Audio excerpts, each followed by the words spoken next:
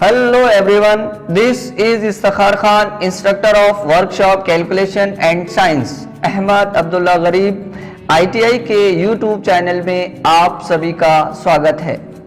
Students, आज का हमारा टॉपिक है, यानी आज मैं आपको एक्सप्लेन करने वाला हूं कि ट्रिग्नोमेट्री क्या होता है और ट्रिग्नोमेट्री से रिलेटेड टॉपिक्स मींस रेशियोज क्या होते हैं, पाइथागोरस थ्योरम क्या होती है, उससे रिलेटेड आज का हमारा सेशन रहेगा।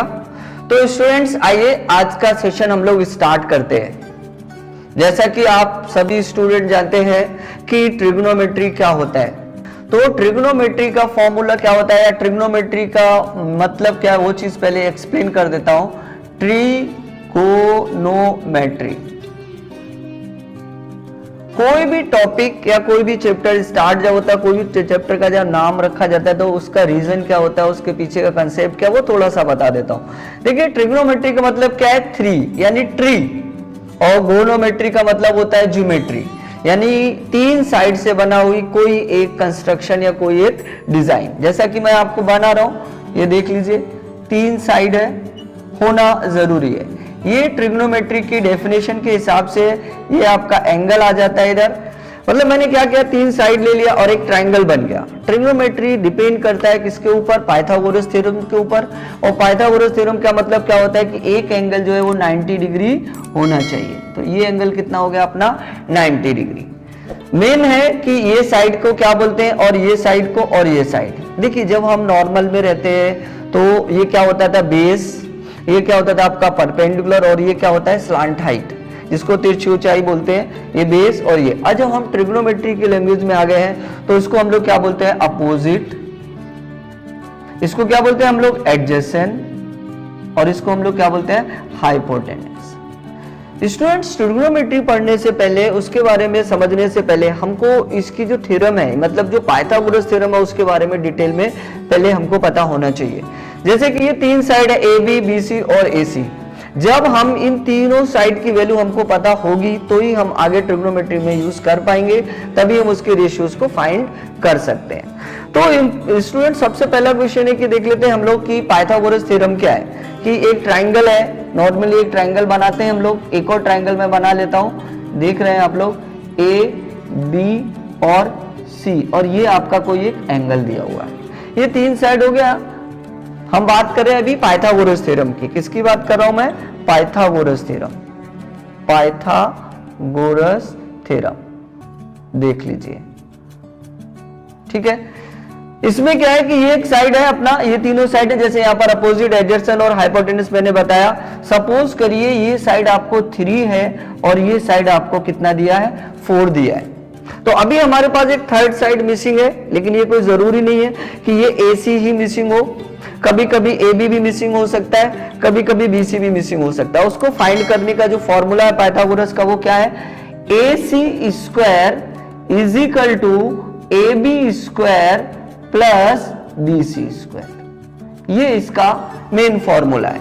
AC square is equal to AB square plus BC square. इससे क्या फायदा है कि जब हमको ट्रिग्नोमेट्री में कोई सम दिया रहेगा, जैसे साइन थीटा की वैल्यू अपने को 3/4 दिया है, इसका मतलब वो अपने को 2 वैल्यू ही दिया है, थर्ड हमको साइड नहीं मालूम है। तो क्या करना होगा पहले स्टूडेंट, पहले हमको थर्ड साइड फाइंड करेंगे। थर्ड साइड फाइंड करने के बाद आप ट्रिग्नोमेट्री का कोई भी रेशियो फाइंड कर सकते हैं। जैसा देखिए यहाँ पर 3 है और यहाँ पर 4 है, तो मैं यहाँ ये फॉर्मूला यूज करके पहले हम AC को फाइंड करते हैं। कैसे फाइंड करते हैं वो देख लीजिए। AB का वैल्यू अपने पास है कितना, 3, तो 3 का मैंने स्क्वायर किया, प्लस BC का वैल्यू है 4, 4 का मैंने स्क्वायर किया, 3 का स्क्वायर होता है 9, 4 का स्क्वायर होता है 16, ये टोटल हो गया आपका 25। ये AC स्क्वायर का वैल्यू है। किसकी वैल्यू है ये, AC स्क्वायर। लेकिन हमको क्या चाहिए, AC, तो AC इज इक्वल टू हो जाएगा √25। जैसे कि रूल होता है स्टूडेंट्स कि हम प्लस की जब साइड चेंज करते तो माइनस हो जाता है, माइनस का साइड चेंज करते तो प्लस हो जाता है, डिवाइड का मल्टीप्लाई और मल्टीप्लाई का डिवाइड हो जाता है। वैसे ही यहाँ पर एक रूल आता है, AC स्क्वायर है तो इसको स्क्वायर रूट को अगर हम साइड चेंज करते हैं तो वो कन्वर्ट हो जाता है स्क्वायर रूट में। तो AC हो गया स्क्वायर रूट 25 और 25 इसका होता है 5 का। तो AC की वैल्यू आपकी आ जाएगी कितनी 5, जो कि आप यहाँ पर लिख सकते हैं, ये आ गया आपका 5।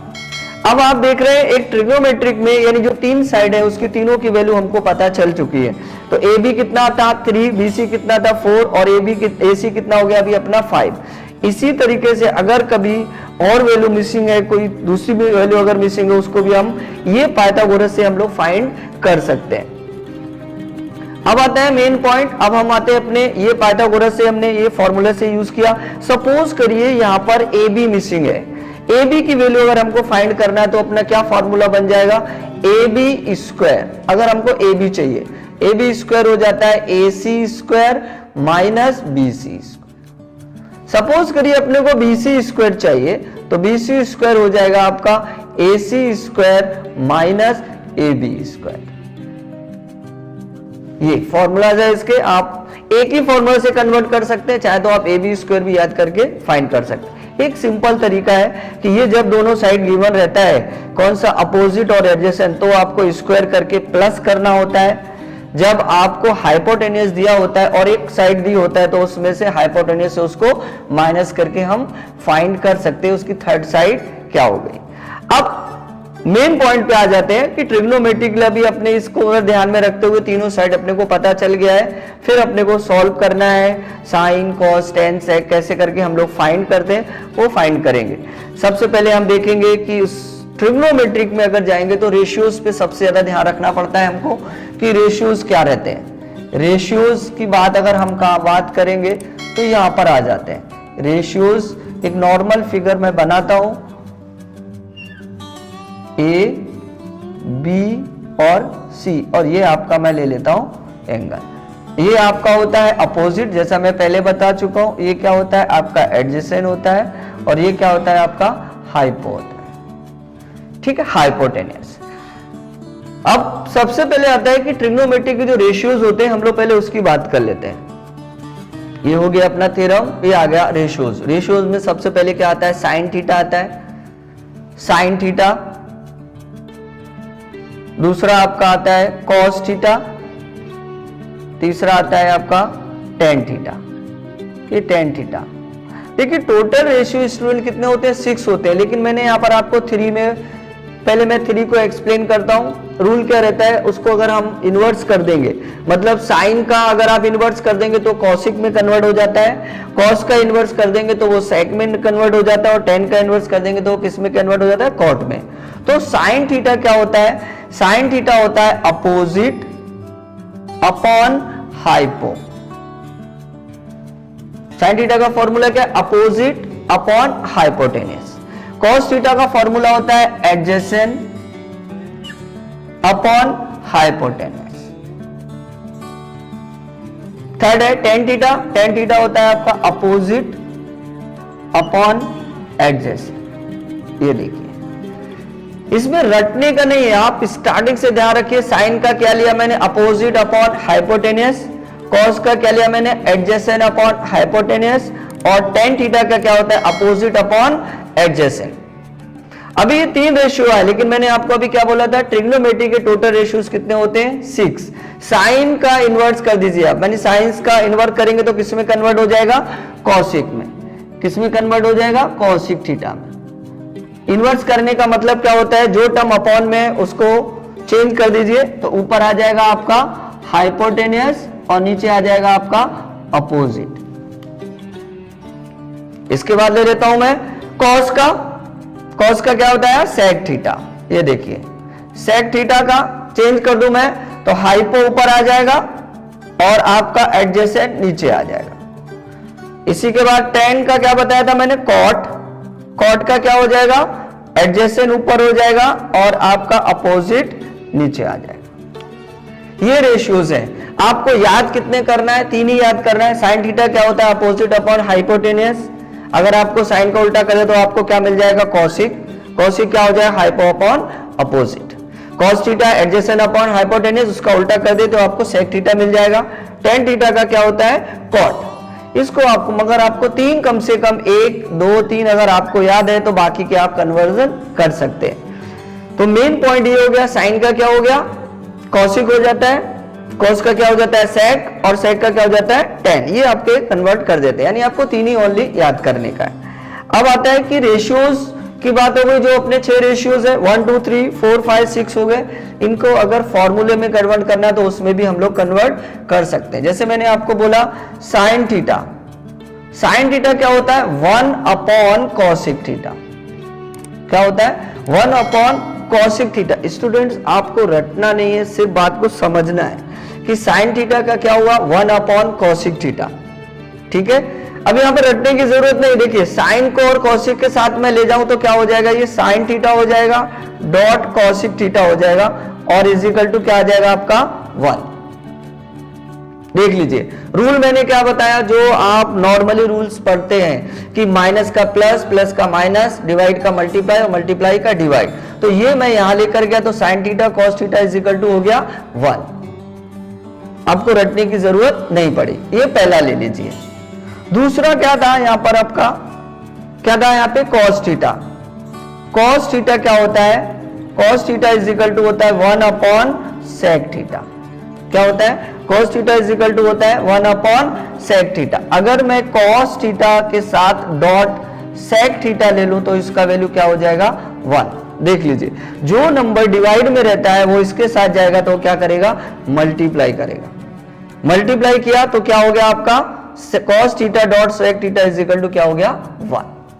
थर्ड अगर की मैं बात करूं तो क्या लिया था मैंने tan थीटा, तो tan थीटा की अगर मैं बात करता हूं तो tan थीटा होता है 1 अपॉन कॉट थीटा। सेम इसी में जाते हैं, जो डिवाइड में वो इधर आकर क्या हो जाएगा multiply, tan theta dot cot theta हो जाएगा आपका इज इक्वल टू 1। ये आपकी आइडेंटिटीज आ रही हैं कि साइन थीटा को कॉसिक के लिए तो sine theta cos theta is equal to 1, cos theta sec theta is equal to 1 और क्या होता है tan theta cot theta is equal to 1। इसी तरीके से हम इनको कन्वर्ट कर सकते हैं, कन्वर्ट करने के बाद हम फॉर्मूले में पुट कर सकते हैं। मींस अगर हमको साइन थीटा की वैल्यू मालूम है, साइन थीटा की वैल्यू अगर हमको पता है तो कॉसिक की निकालने के लिए सिंपल तरीका है कि अगर साइन थीटा की वैल्यू जो है वो 4 अपॉन 5 है तो कॉसिक थीटा कितना होगा, एकदम सिंपल तरीका होता है कि 1 अपॉन 4 अपॉन 5, यानी ये क्या हो जाएगा 5 अपॉन 4। लेकिन स्टूडेंट्स हमको रेशियोज जो है, जैसे मैंने आपको ये रेशियोज बताए साइन कॉस टेन, ये तो आपको पहले से पता होना चाहिए, तभी आप उसको कन्वर्ट कर सकते हैं। तो 6 का भी ये भी हो गया sine theta is equal to 1 upon cosec theta, दोनों को मैंने मल्टीप्लाई कर दिया तो आ गया sine theta cos theta is equal to 1 आ गया।